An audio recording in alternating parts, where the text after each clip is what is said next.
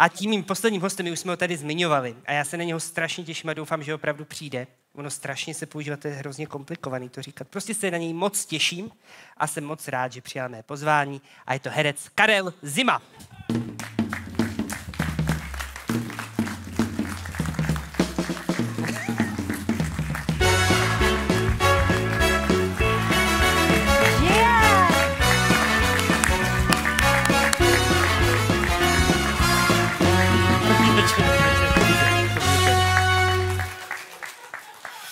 Já jsem vůbec nevěděl, jestli mám ještě chodit.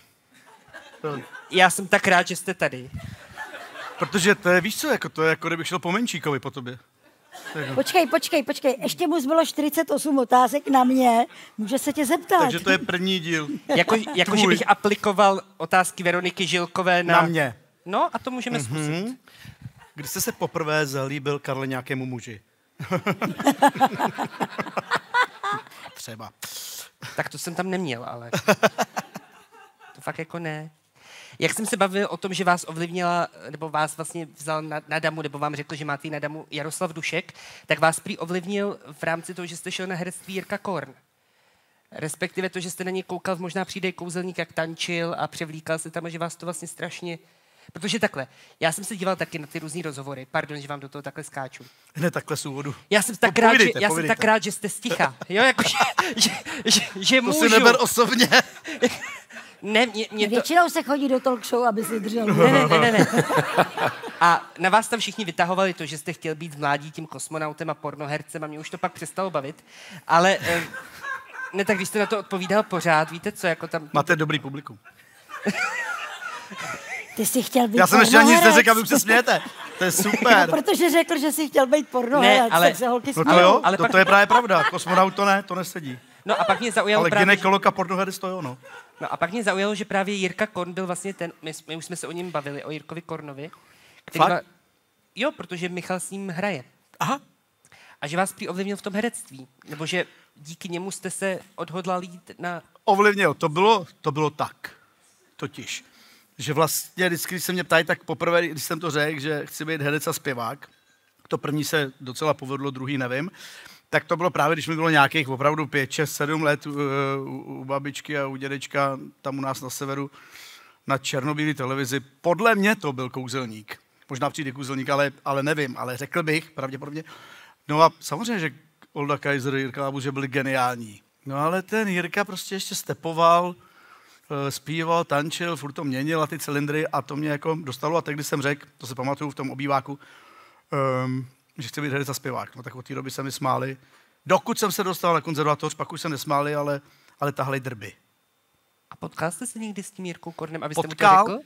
Potkal v jednom studiu, jsme se střídali při nějakém jako nahrávání něčeho a tak tam jsem mu to řekl, byl v takovém spěchu, že zíral úplně vážně. Aha, dobře, to mě těší, naschle, bylo to rychlý. Takže nějak jste si s ním jako blíže nepohovořil o tom, že... Ne, úplně jsme nebyli jako na pivě, to jsme nestihli. Mě hodně zaujal i váš výčet rolí v rámci té pestrosti, protože tam vlastně... Ty se máš, tebe se ptá na role, mě se ptali, jestli mi chci kuřata. Rozumíš, jako... Dobře, takže my se nebudeme bavit o slepičkách. Ne. To už tady bylo.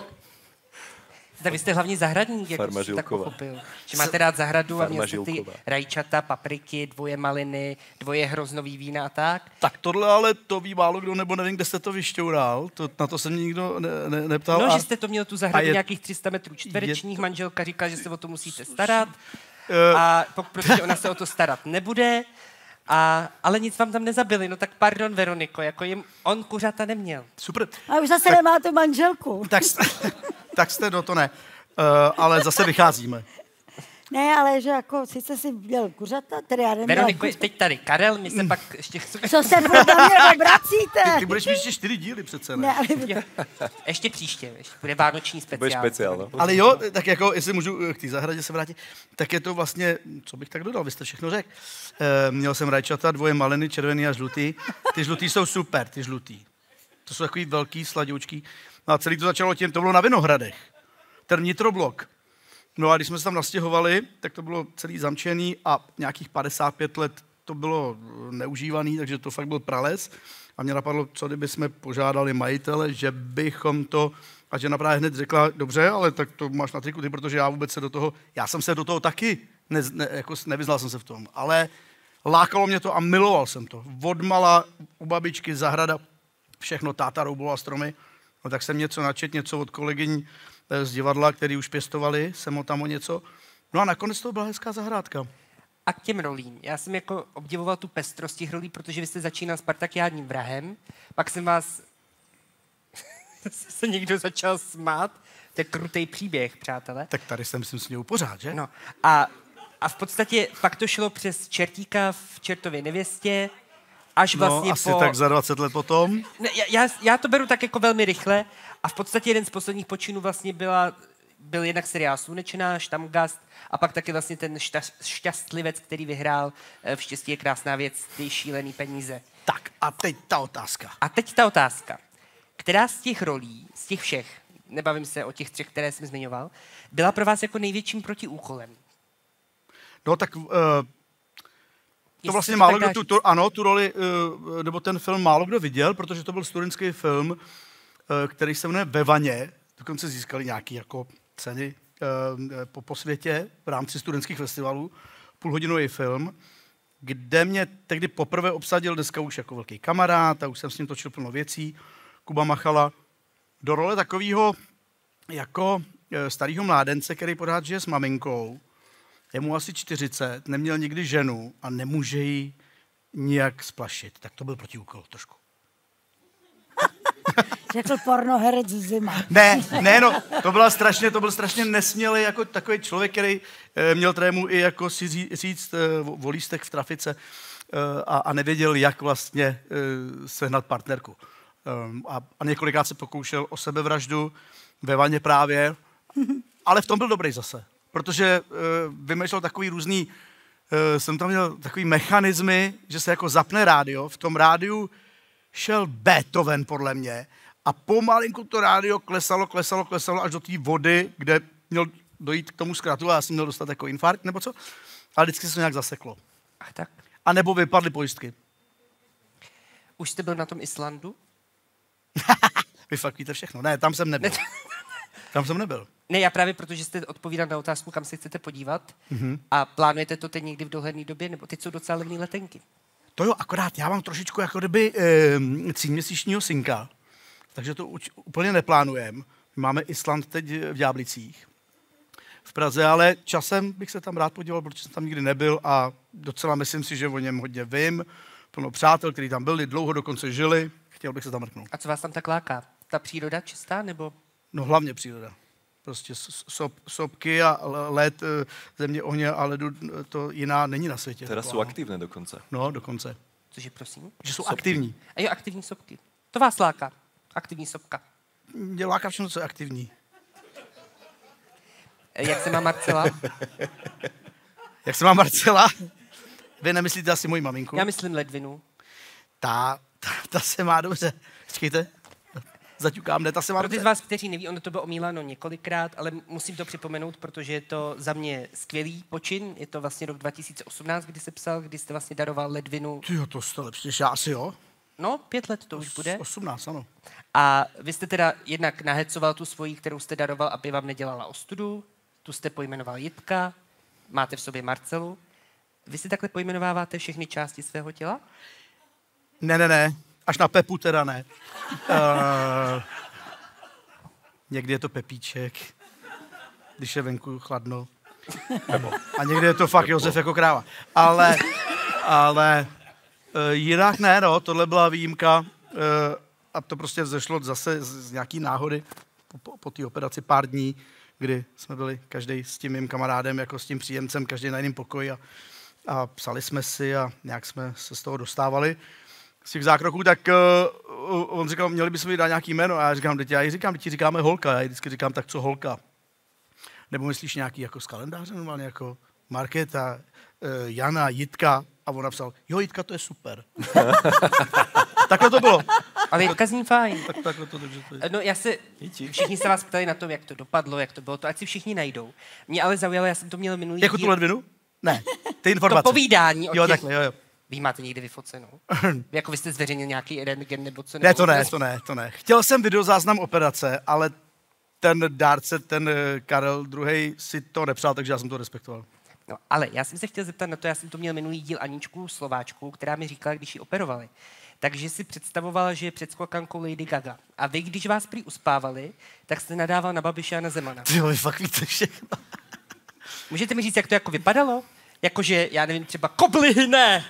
Nebo něco Ne, ono to vycházelo nějak ze situace, protože tam bylo chladno na tom operačním sále. Já jsem tam byl první sám, protože samozřejmě musí odebrat, připravit a pak teprve jde na řadu ten příjemce.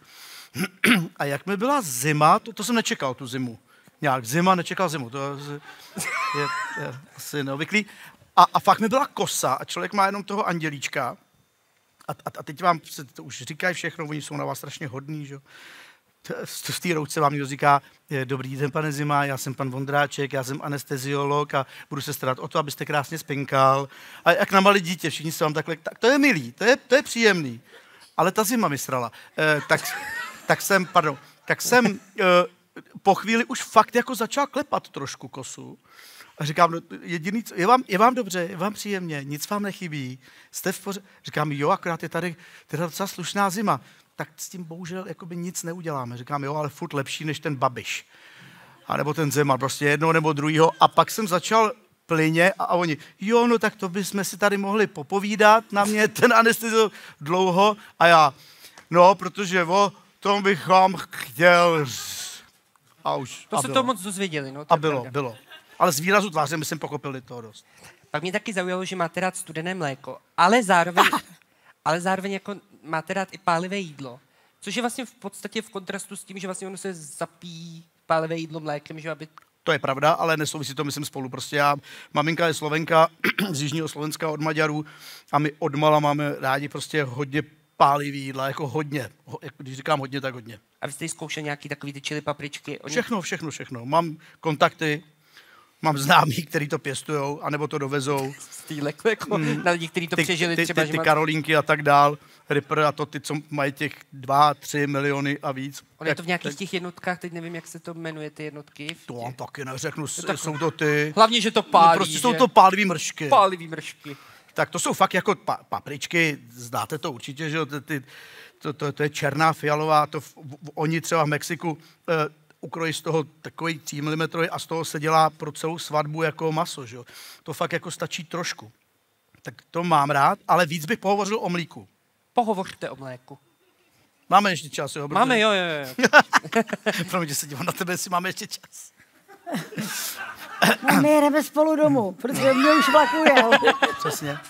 A to je ten genius loci. Vlak na zpátek nejede. Z Brna do Prahy. To je ta vložka, to je typické genius loci, že Veronika v závěru říkala, ježiš, tak ať už to pojďme, protože já do té Prahy a tohle, ale tady najednou jste z ní jste to schodili, ona zapomněla, že bydlí v Suchdole, jak jste se smáli a ona by tady byla, kdybych nešel na řadu, tak je tady do 12:30. Ale bavili byste se určitě. Tak teď k tomu mlíku. Ano. Já prostě mám rád studený mlíko. Počkejte, na to celý jsem čekal, že mi tohle řeknete. Teď to chce Já jsem pauzu. čekal, co přijde. Teď to chce pauzu. Ano. Takovou významovou. A teď začnu.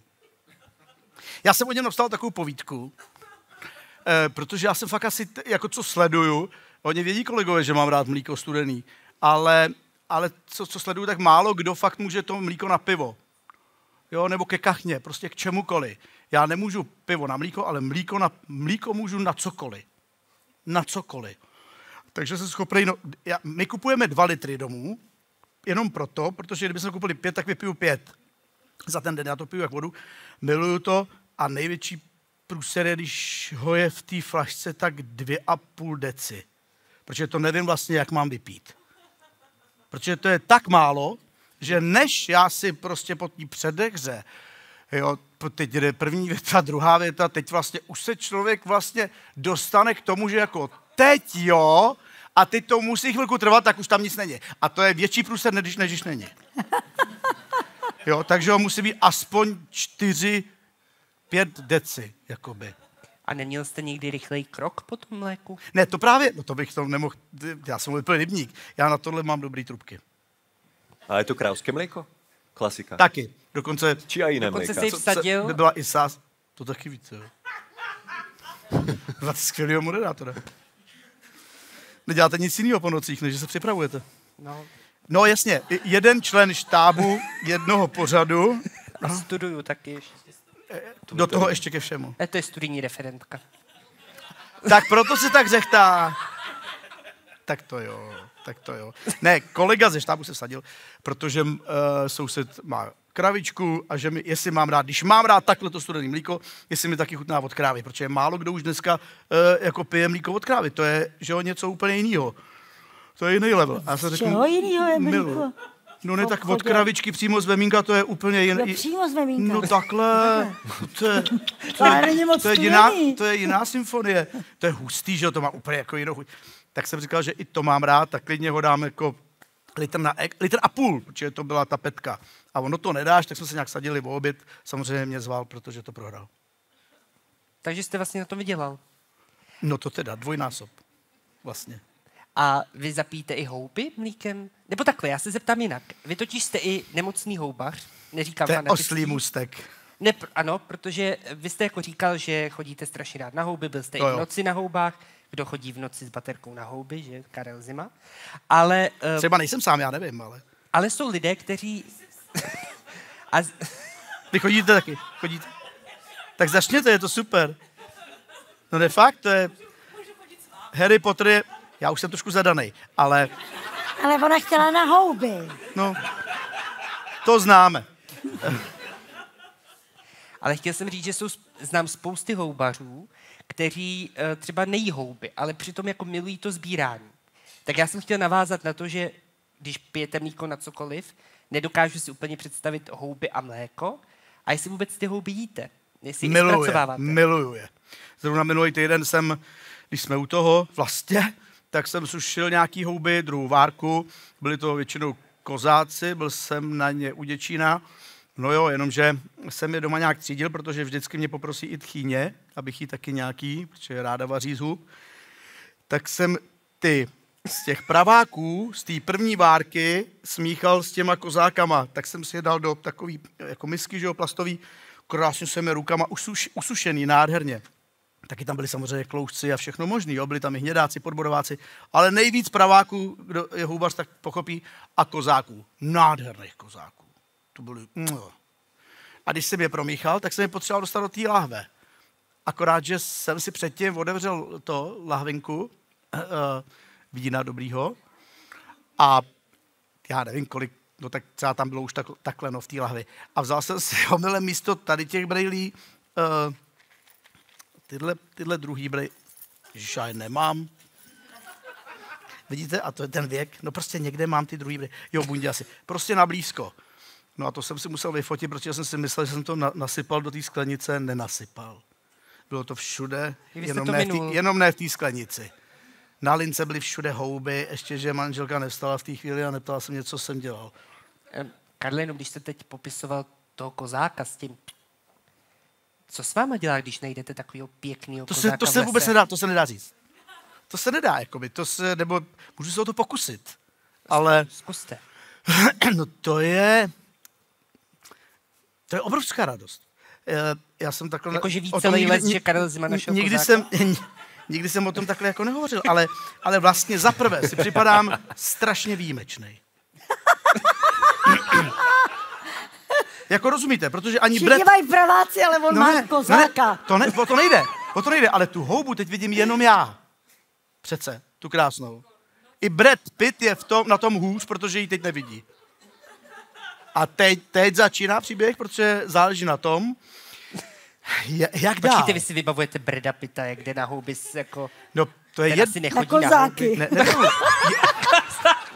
To je kozák. No, když zrovna zabloudí u Příbramy třeba, nebo když je v Brdech prostě tady, jako když si vyjde. No tak, rozumíte, že ta huba každá je originál a vlastně tato teď jsem ji našel jako já. A když jsem s někým na houbách s kamarádem, no tak on je až ten druhej. A já mu můžu říct, hele, Rozumíte, já jsem ji našel, takže je moje. Ty by tak stačí málo. To říká moje žena taky. Ježíš, houbička. A teď okolo a samozřejmě a pak začnu rekognoskovat terén, kde jsou ty dětičky. Další Taky hledáte, jo? Takový ty bratříčky, hledám sestřičky. a to hledám jako taky asi neúměrně dlouho. No. Každý by to měl třeba za minutku, já tam fakt 4 hodiny chodím okolo. Říkám si, někde tady musí být. No a čím díl to trvá, když pak něco najdete, o to větší máte radost. Hele, naše Agáta je takhle úplně nemocná na houbaření taky. A Fakt? ona vždycky přijde do lesa. Vždycky najde, ale od malička. A ona vždycky si na kraji takhle v lese klekne a řekne, prosím, lesíčku, ať najdu houbičku. To dělá i To teď? dělá ve svých ještě do teďka. No? Že ještě nikdo to nevyfotil. Takhle jako na nějaký tý mezi, Jsou jak věci, sedí. které ona nedává. Ona tam dává všechno. Takhle, Ale takhle. ale tohle ne. paparaci různý. Vyfotit to by ještě šlo. A teď jako třeba, kdyby napsali Agáta se modlí u lesa. No, aby našla houbu. Nebo Mohli vzývá vychodit s Boha panem u les. Zimou. Ona je takhle úplně nemocná. David Suchařiba mi říkal, náš společný kamarád, jsme měli v pátek premiéru a ten právě mi za celý ty roky, co se známe, až teď řekl, nějak padla řeč před představením na houby a on říká, ty vole, já bych s tebou strašně chtěl jít na houby.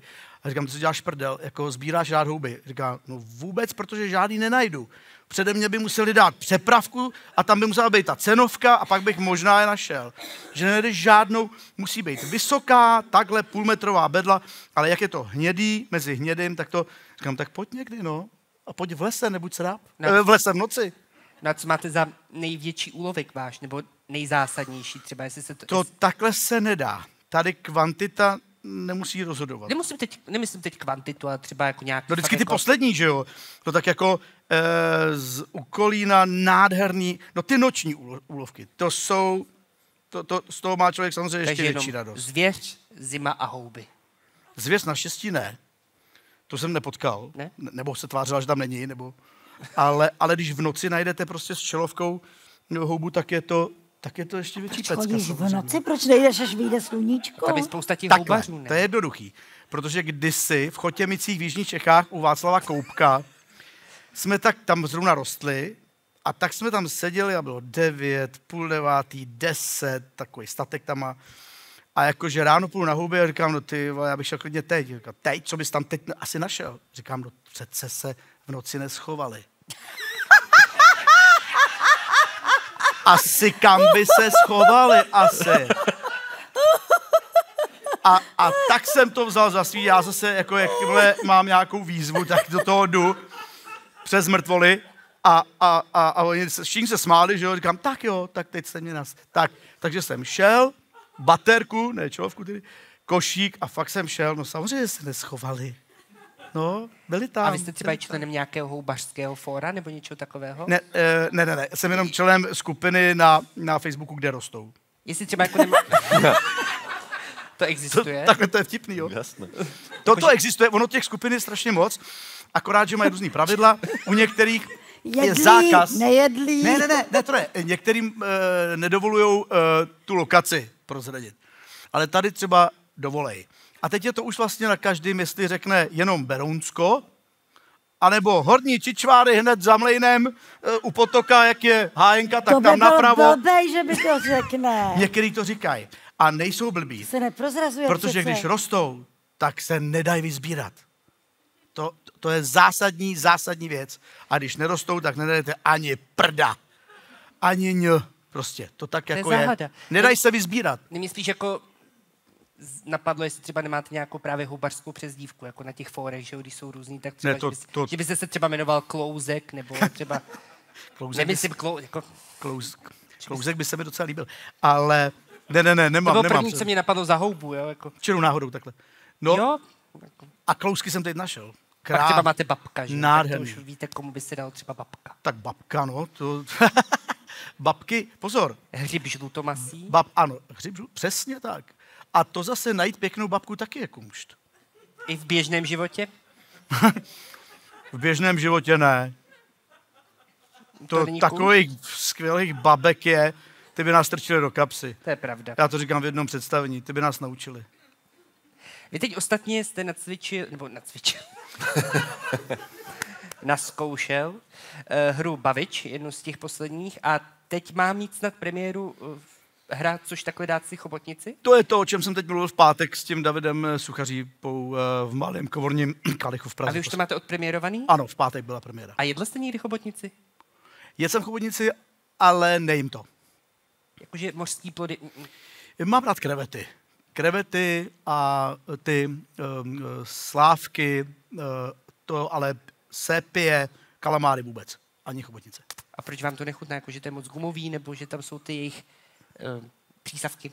Ne, to vůbec, o přístavky nejde, ty jsou docela dobrý, ale, nebo ty by mě lákaly vlastně, jakože, když se něco, ale asi nebylo to dobře asi udělané, prostě pořád to bylo trošku jako gumový, jak jste řekl. Jaký jste vlastně teď táta? Protože vy jste měl poměrně dost dlouhou pauzu mezi vašimi dětmi v rámci toho, že jste 11 let vlastně pak hledal, kde zakotvíte. Pak se zakotvil. To je hezky kulantně řečeno. Jste hledal, kde zakotví? Jaký jsem táta? No to byste se musel zeptat jako mojí ženy. No, spíš jak to vidíte vy, co vás třeba to... Já to vidím tak, že jsem skvělý táta. Opravdu? Vy jste i chtěl být tátou, když jste byl dítě, což se taky málo kdy ví. Chtěl jsem být tátou a mít děti, no, a mít ženu, to je pravda. A Paní se směje, protože si myslí, že kecám. Protože je referentka. studijní. Tak studijní dokonce. Tak já vám poreferuju. Já jsem opravdu chtěl být tatínek.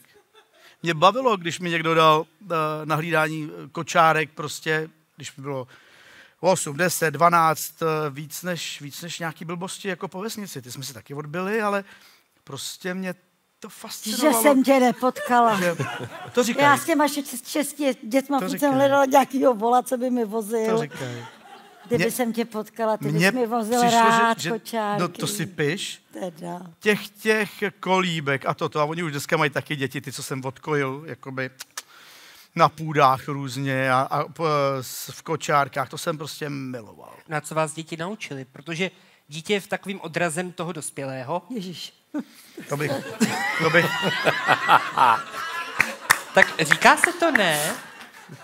Kdybych to neřekl. A i chápu ten Ano. povzdech. Někdy, ano. No, Někdy ten dospělý chce, aby ho ten odraz minul. To je každé ráno, takže... ano, líp bych to neřekl. Jako, je to jako největší škola a psychoterapie, podle mě, která existuje.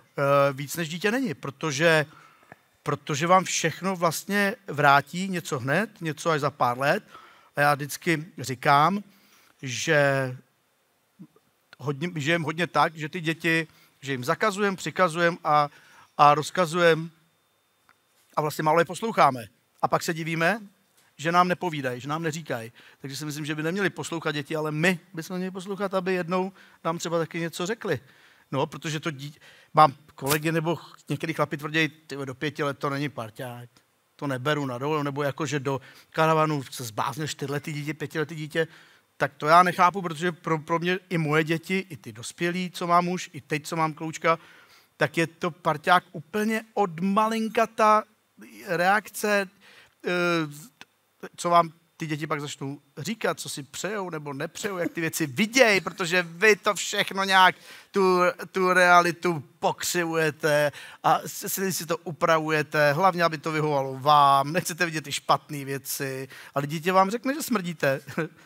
Jo, nebo prostě v těch fousech fakt vypadáte jako nechutně, nebo nevím, vypadáš starej, tati. Starej, když si neměl ty fousy, jako všechno, ale jako o světě vůbec prostě stačí je jenom poslouchat. Tak ono je to i takový, jako když se hraje třeba dětský divadlo, ne? Tak to je docela náročný právě proto, že ty děti si na nic nehrajou a dají vám to sežrat úplně se vším. No je pravda, že já bych někdy ráno z toho auta vystoupila, když to slyším. No? To ty děti říkají za pravdu, když jí vezu do té školy.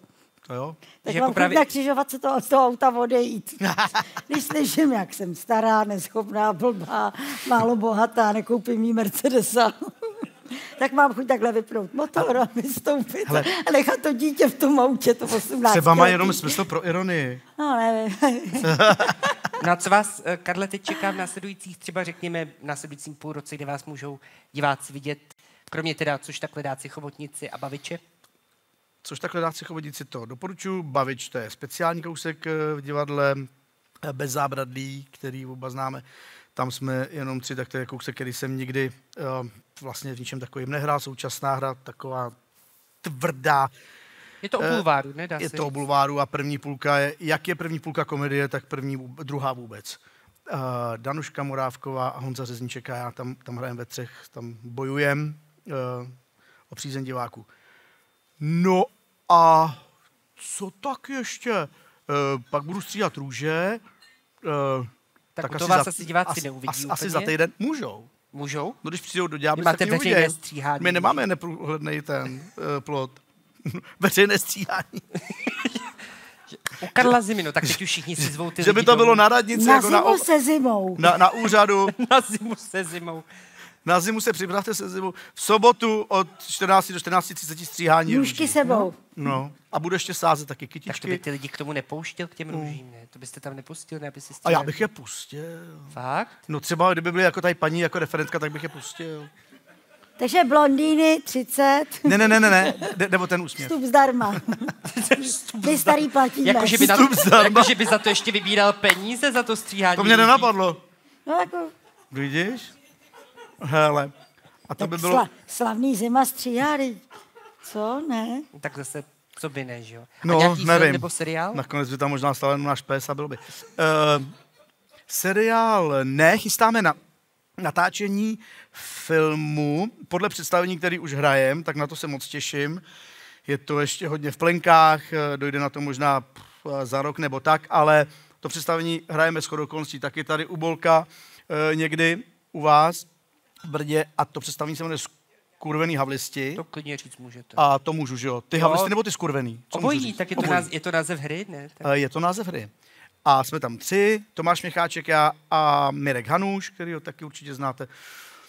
A jsou to vlastně 3 chlapy v sauně. Je to saunový příběh, je to jedno z nejlepších představení, co hraju, co mám rád, protože trvá 1:20. Máme jenom prostěradla a celou dobu sedíme. Na těch... Sen herce. Sen, přesně. Žádný rekvizity, žádný odchody, příchody, žádný aranžmá, nic, jenom krafaj. A jsou to 3 takový persony, který trošku klasicky po česku rozumí úplně všemu. A vy se saunujete? Já se saunu rád, když mám čas, tak rád. Chodil jsem i s dětma mýma, když byli malinký. Jako i veřejně, nebo máte saunu jako doma? Jako myslíte u někoho na náměstí, nebo... Ne, tak teď jsou ty různé saunové světy, že jo?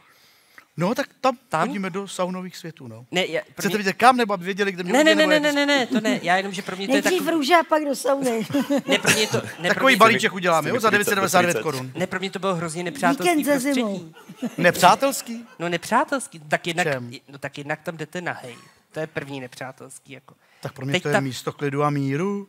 Teď tam nemůžete ani pípnout v té sauně, protože to hned jako, prosím, stište se. To nevím, do jaký sauny chodíte. A pak ještě, co mě tam úplně zaráží, tak jsou takové ty ochlazovací bazénky. Jo? A To je špatně, nebo... teď už dobře, já už jsem se to naučil. Já už se tvářím, že tam chodím roky, ale když jsem tam byl úplně poprvý, tak oni na vás koukají jakože na vetřelce, protože oni že se saunou, prostě oni mají ten svůj rituál a tak. A teď já jsem šel do toho ochlazovacího bazénku, že tam všichni stáli v těch čepičkách, že teď tam dělali to.